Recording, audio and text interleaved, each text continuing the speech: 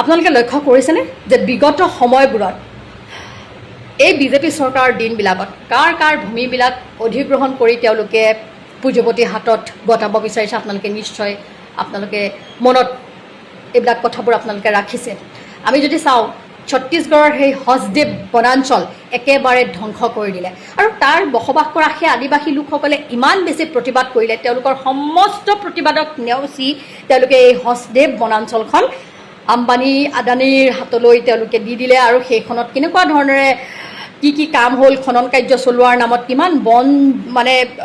ধ্বংস কৰা হ'ল সেই সকলোৱে আমি জানো। তাৰপাছত আহি গ'ল এইবাৰ ক'ত আন্দামান নিকোবৰৰ সেই বনাঞ্চল তেওঁলোকে আদানীক দি দিয়াৰ পৰিকল্পনা কৰিছে আৰু তাৰ ফলত তাতো বন ধ্বংস আৰম্ভ হ'ব আমি ভালকৈ জানো। আৰু তেওঁলোকে কৈছে যে আগন্তুক সময়বিলাকত তেওঁলোকে উত্তৰ পূৰ্বাঞ্চলতো কি কৰিব, তেওঁলোকে খনন কাৰ্য চলাব খনিজ সম্পদ আহৰণ কৰিবৰ বাবে। আপুনি অসমলৈ যদি চায় তেতিয়াহ'লে দেখিব আমি কোকৰাঝাৰৰ পৰ্বতজোৰা, আমি যদি পলাশবাৰীৰ ৰাণী অঞ্চললৈ চাওঁ, আমি যদি এই তিৱা জাগিৰোডৰ তিৱা লোকসকললৈ আমি যদি চাওঁ, যদি আমি হাফলঙলৈ চাওঁ তেতিয়াহ'লে আপোনালোকে কি দেখিব, সমস্ত জনজাতীয় লোকসকলৰ মাটিখিনিৰ ওপৰত এওঁলোকৰ চকু। আমি কোকৰাঝাৰৰ পৰ্বতজোৰাত সেই বড়ো লোকসকলে বসবাস কৰে আৰু এই যি ৰাণী অঞ্চল আছে য'ত তেওঁলোকে এৰ'চিটি বনোৱাৰ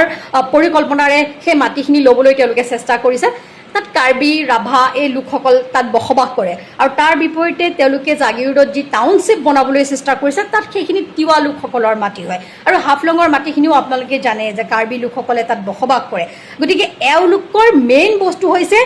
এই লোকসকলৰ ভূমি অধিগ্ৰহণ কৰি পুঁজিপতিসকলক হস্তান্তৰ কৰা অতি মানে কম দামত। এতিয়া কথা হ'ল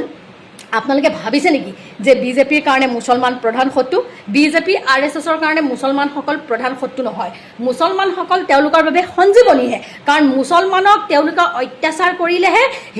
এছাম হিন্দুক তেওঁলোকে একত্ৰিত কৰি ভোটটো ল'ব পাৰিব। অতীজৰে পৰা কিন্তু মুছলমানসকলৰ লগত তেওঁলোকৰ ভিতৰি সাঁঠগাঁঠ আছে। একাংশ দুখীয়া মুছলমানক তেওঁলোকে অত্যাচাৰ কৰিব পাৰে হয়, কিন্তু বদৰুদ্দিন আজমল হওক বা ওৱেচি হওক এইবিলাক ব্যক্তিৰ লগত কিন্তু তেওঁলোকৰ পূৰা সাঁঠগাঁঠ আছে। যেনেকৈ মহম্মদ আলী জিন্নাৰ লগত তেওঁলোকৰ সাঁঠগাঁঠ আছিলে। কাৰণ আমি দেখিছোঁ জম্মু কাশ্মীৰত মেহবুবা মুফতিৰ লগতো তেওঁলোকে বেছি দিন হোৱা নাই, আজিৰ পৰা 4-5 বছৰৰ আগত তেওঁলোকে একেলগে চৰকাৰ গঠন কৰিছিলে, 4.5 বছৰ তেওঁলোকে চৰকাৰ চলাইছিলে। গতিকে আপোনালোকে কথাবোৰ বুজিবলৈ মই এই উদাহৰণটো দাঙি ধৰিছোঁ, আপোনালোকে ভালকৈ মানে অনুভৱ কৰক কথাবোৰ। এতিয়া RSSৰ ক্ষেত্ৰত যেতিয়া প্ৰিয়ংক খাৰ্গে কৰ্ণাটকৰ গৃহমন্ত্ৰীয়ে প্ৰশ্ন সুধিলে যে RSS কিয় পঞ্জীয়ন কৰা হোৱা নাই, যদি পঞ্জীয়ন কৰিছে তেতিয়াহ'লে আমাক কাগজ পত্ৰ দেখাব লাগিব।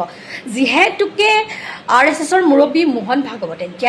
কেটেগৰীৰ সুবিধা লাভ কৰে, সেয়া জনগণৰ কৰ কাটলৰ টকাৰ দ্বাৰা তেওঁ যিহেতুকে সুৰক্ষা লাভ কৰি আছে, গতিকে তেওঁ জনতাৰ ওচৰত দায়বদ্ধ, তেওঁ চৰকাৰখনৰ ওচৰত তেওঁলোক দায়বদ্ধ, তেওঁলোকে আচলতে হিচাপ নিকাচ দিব লাগে। এই কথা প্ৰশ্ন কৰাৰ বাবেই তেওঁক বিজেপিৰ সাংসদ এজনে কৈছে যে কোনো দলিতই RSSক প্ৰশ্ন সুধিব নোৱাৰিব। তাৰমানে কোনো নিম্ন জাতিৰ লোকে, সি আদিবাসী হওক, সি দলিত হওক বা বেলেগ জনজাতীয় লোক হওক, তেওঁলোকে RSSৰ ওপৰত কুৱেশ্যন কৰিব নোৱাৰিব। কাৰণ RSSৰ মুৰব্বীবিলাক যদি আমি চাওঁ তেতিয়াহ'লে আমি দেখা পাম তেওঁলোকে কিন্তু সেই মুৰব্বীৰ দায়িত্বটো চিৎপ্ৰাৱণ ব্ৰাহ্মণসকলৰ হাততে ৰাখি থৈছে। এই ব্ৰাহ্মণ লোকসকলে, সকলো ব্ৰাহ্মণক আমি কোৱা নাই, তেওঁলোকে এই দলিত, এই আদিবাসী, এই জনজাতীয় লোকসকলক তেওঁলোকে যেন মানে নিজ মানসিকতাৰে চাই, তেওঁলোকে যে আমাৰ দেশখনক যে তেওঁলোকে মনুবাদী ভাৱধাৰাৰে শাসন কৰিবলৈ গৈ আছে, সেই কথাটো আমি ইতিমধ্যে সকলোৱে উপলব্ধি কৰিছোঁ আৰু এই কথাখিনি ৰাহুল গান্ধী ডাঙৰীয়াই বিভিন্ন সময়ত কৈ আহিছে। আৰু প্ৰিয়ংক খাৰ্গে ডাঙৰীয়াই এই যে কুৱেশ্যন কৰিলে,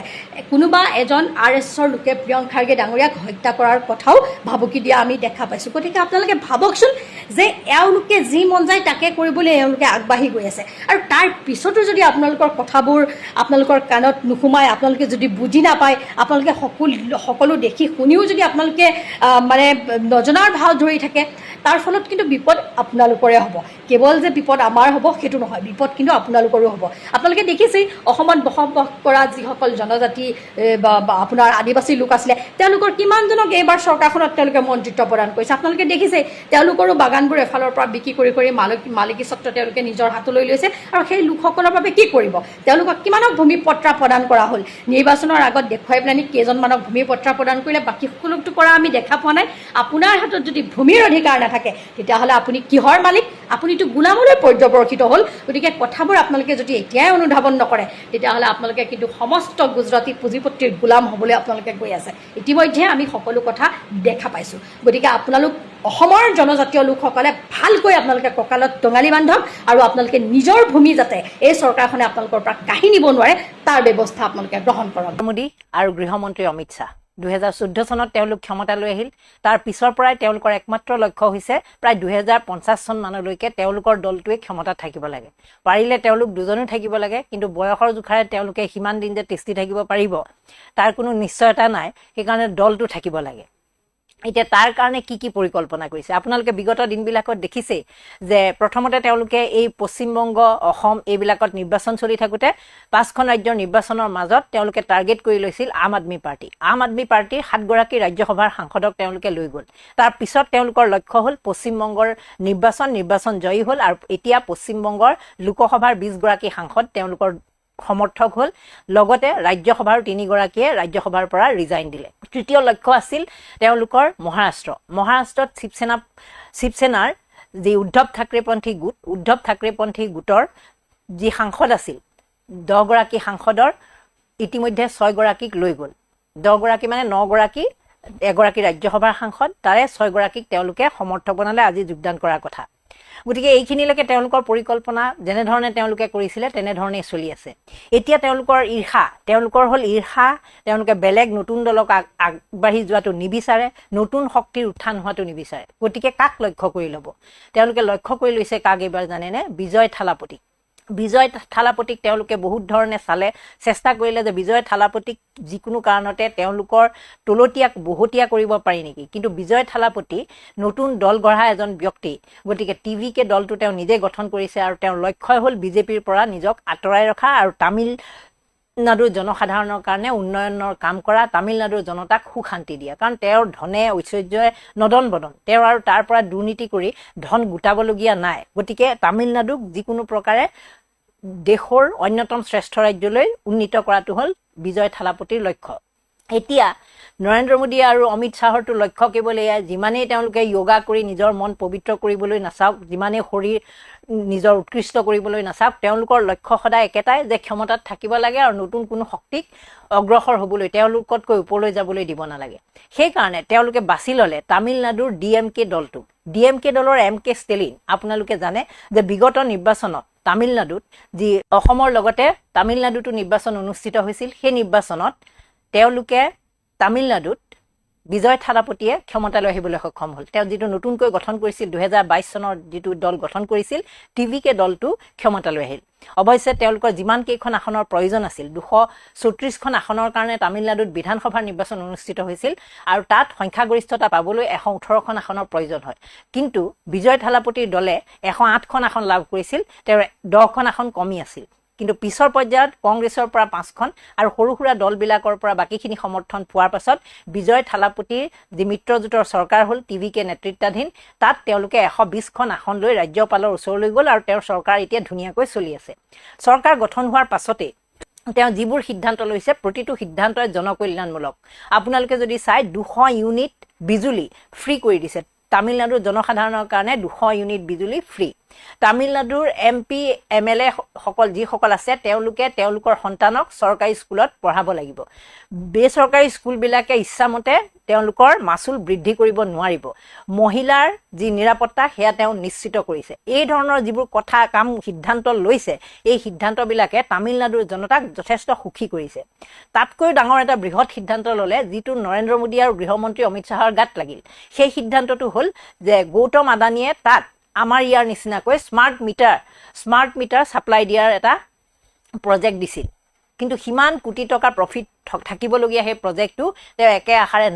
নললে আদানী প্ৰজেক্টটো তেওঁ ক'লে যে তামিলনাডুৰ জনতাক মই মাৰি কেতিয়াও ইয়াত আদানীক প্ৰৱেশ কৰিবলৈ নিদিওঁ আৰু নিদিলেও সঁচাকৈ এই কথাটোত ক্ষুভিত হৈছে প্ৰধানমন্ত্ৰী নৰেন্দ্ৰ মোদী আৰু গৃহমন্ত্ৰী অমিত শ্বাহ কাৰণ আদানীয়ে তেওঁলোকৰ ভৰসা আদানী আম্বানী নহ'লে তেওঁলোকে ৰাজ্যবিলাকত এনেধৰণে বিজেপিৰ চৰকাৰ অহাটো নিবিচাৰিলেহেঁতেন তামিলনাডুত তেওঁলোকে পৰা নাই বিজয় থালাপতিৰ কাৰণে গতিকে এতিয়া তেওঁলোকে কি কৰিছে জানেনে এই যে ডিএমকে দলৰ এম.কে. ষ্টেলিন পৰাজিত হ'ল বিগত নিৰ্বাচনত সেই ডিএমকে ষ্টেলিনে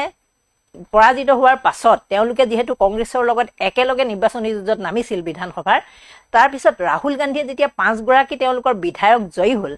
এই DMKৰ MK ষ্টেলিনৰ লগত কথা নপতাকৈ 5 গৰাকী বিধায়কক বিজয় থালাপতিৰ পাৰ্টিত সহযোগিতা কৰিবলৈ দিলে।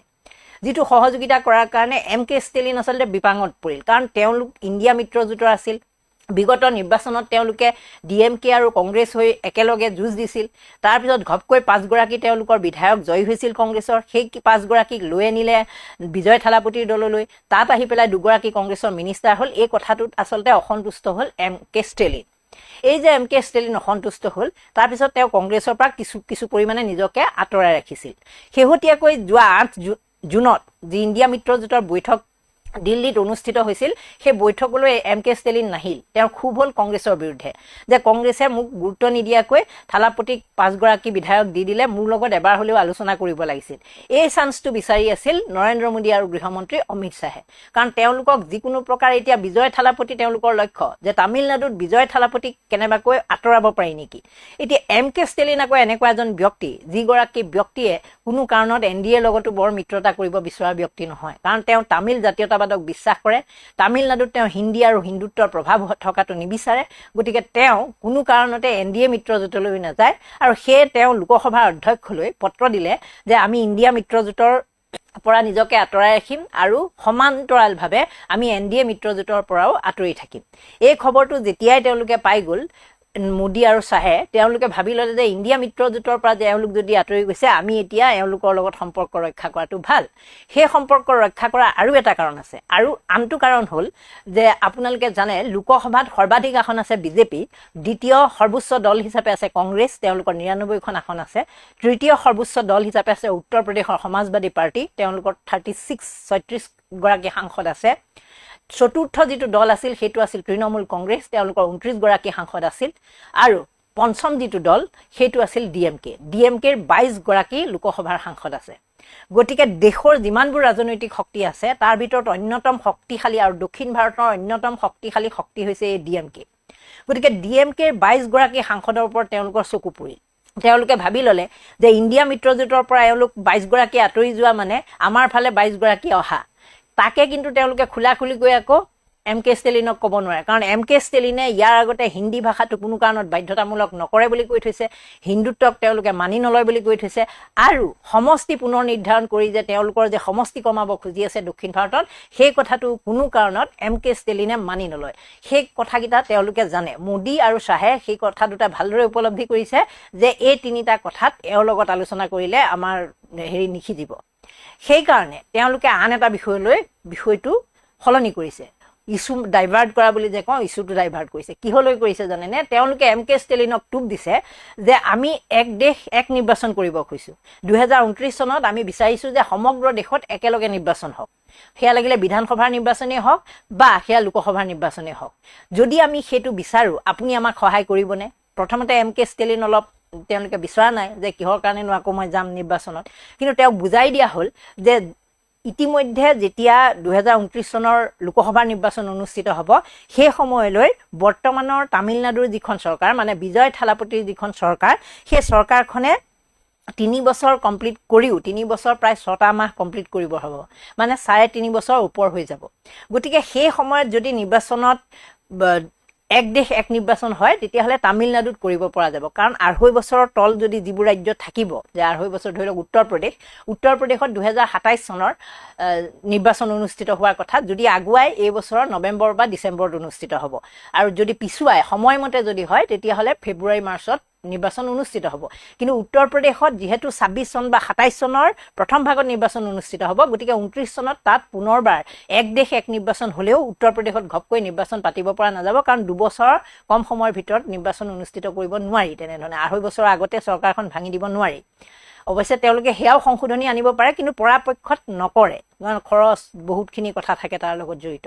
কিন্তু তামিলনাডুৰ ক্ষেত্ৰত যিহেতু তেওঁলোকৰ 3.5 বছৰ হৈ যাব, গতিকে তেওঁলোকৰ ক্ষেত্ৰত সহজ হ'ব। এতিয়া MK ষ্টেলিনক টোপটো দিছে কি, যে তুমি যিহেতু এইবাৰ হাৰিলাই, বিজয় থালাপতি আহিল, আৰু বিজয় থালাপতিয়ে যিবোৰ ভাল কাম কৰিবলৈ লাগিছে, যে বিজয় থালাপতিয়ে একচ্ছত্ৰীভাৱে যেনেকৈ তৃণমূল আহি আছিল 3বাৰ আহিল, 4 নম্বৰবাৰ আহিলেহেঁতেন এইবাৰ, তেনেধৰণৰ এটা পৰিস্থিতিলৈ গুচি যাব। তেতিয়া আৰু তোমাৰ ৰাজনৈতিক জীৱন শেষ গতিকে তেওঁক টুপটো দিছে যে আমি বিজয় থালাপতিক সেই 29 চনতে শেষ কৰি পেলাম শেষ কৰি তুমি নিৰ্বাচনত অৱতীৰ্ণ হ'বা আৰু সেই সময়ত তোমাক আমি সহযোগিতা কৰিম গতিকে এই বিলখন যে পাছ কৰিব লাগিব এক দেশ এক নিৰ্বাচন তাৰ কাৰণে তোমাৰ সহযোগিতা লাগিব এতিয়া ডিএমকেটো কোনো কাৰণত এনডিএলে নাযায় কিন্তু ইস্যু ভিত্তিক সমৰ্থন দিব পাৰে ইস্যু ভিত্তিক সমৰ্থন দিবলৈ হ'লে সেই ইস্যুটো এক দেশ এক নিৰ্বাচনৰ ইস্যুটোত তেওঁলোকে বাহিৰৰ পৰা যদি 22 গৰাকী সাংসদে সমৰ্থন দিয়ে তেওঁলোকৰ কাৰণে সহজ হৈ পৰে নিৰ্বাচনত মানে লোকসভাত তেওঁলোকৰ বিধেয়কখন গৃহীত কৰি সেইখন আইন হিচাপে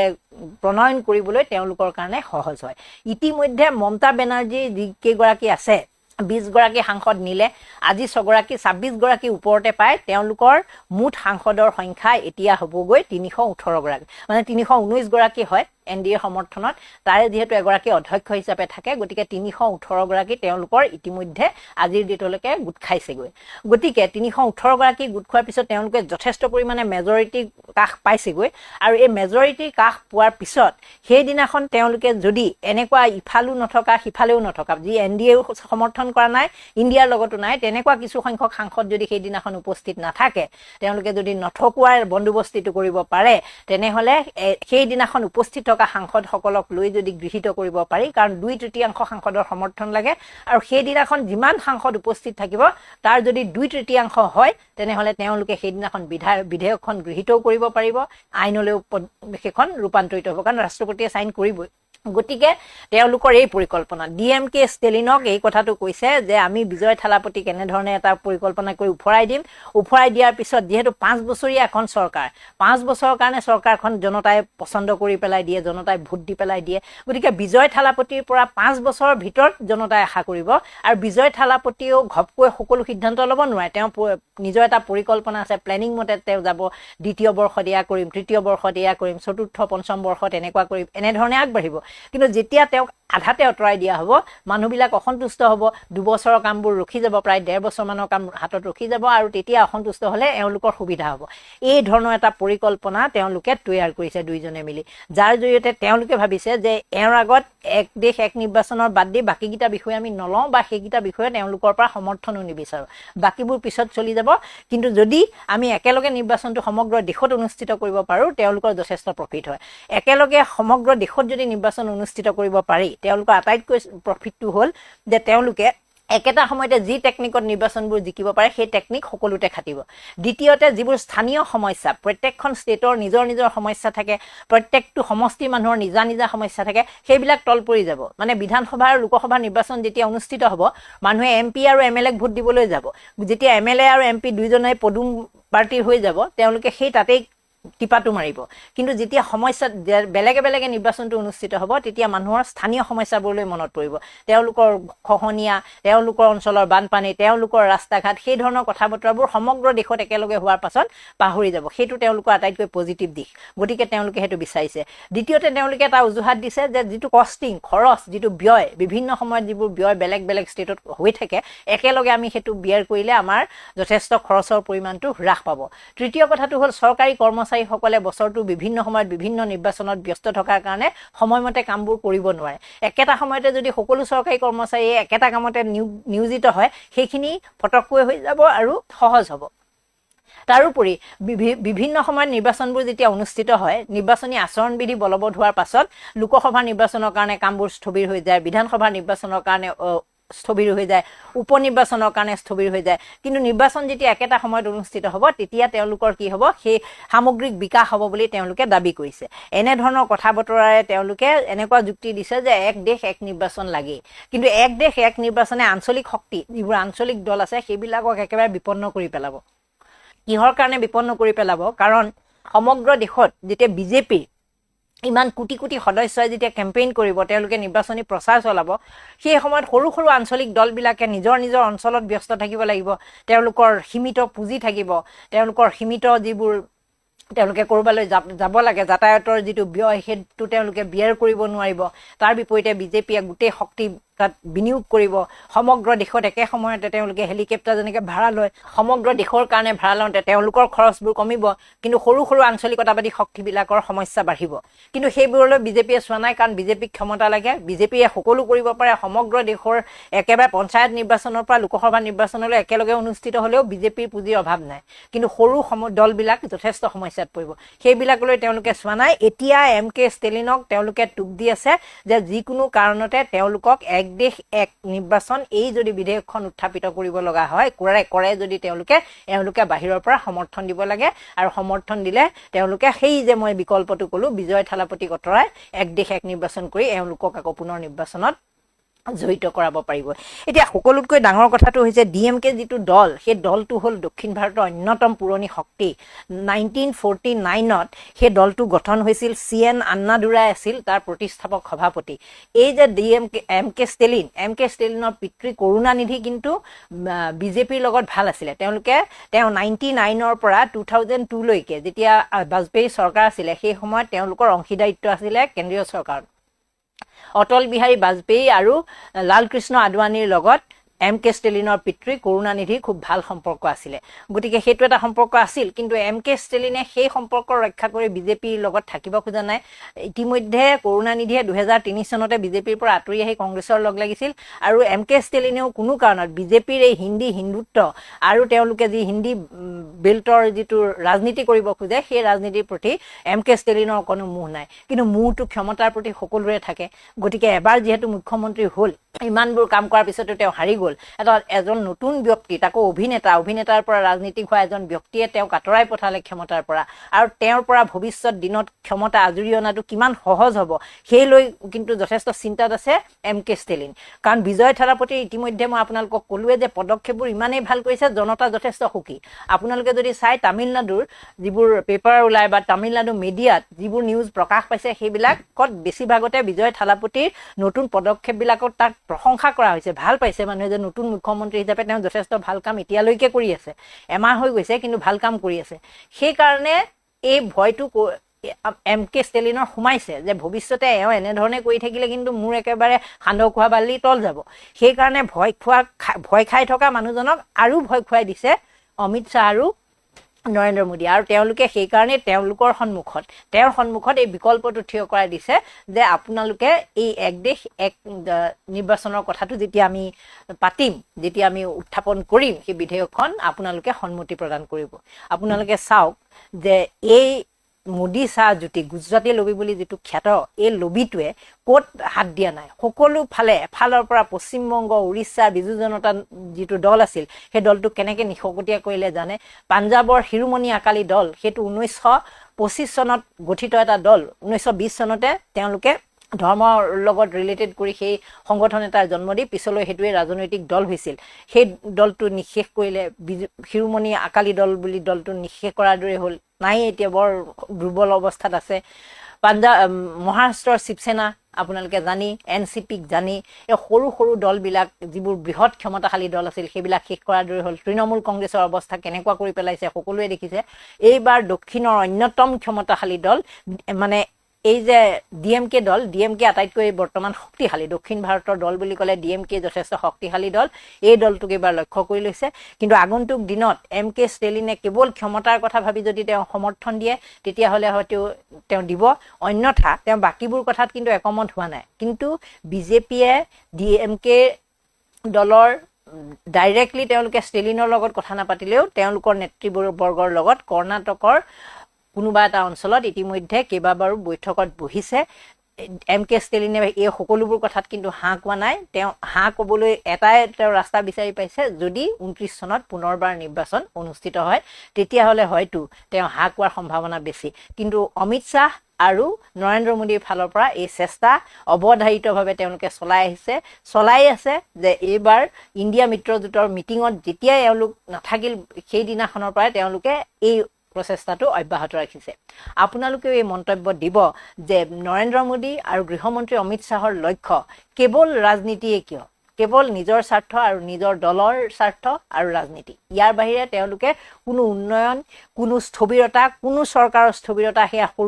সৰু দলৰ চৰকাৰে হওক বা বৃহৎ ৰাজনৈতিক শক্তিয়ে হওক, কাৰো কিয় তেওঁলোকে স্থবিৰতা চৰকাৰখনৰ নিবিচাৰে। আচলতে এখন স্থিৰ চৰকাৰহে উন্নয়ন দিব পাৰে, কিন্তু অস্থিৰ চৰকাৰ এখনে কেতিয়াও উন্নয়ন দিব নোৱাৰে। বিজয় থালাপতিৰ যি চৰকাৰ, সেই চৰকাৰখনে উন্নয়ন কৰাৰ, তামিলনাডুৰ কাৰণে উন্নতি অনাৰ পথ আছিল, কিন্তু তাতো কেনা লগাবলৈ তেওঁলোকে চেষ্টা কৰি আছে।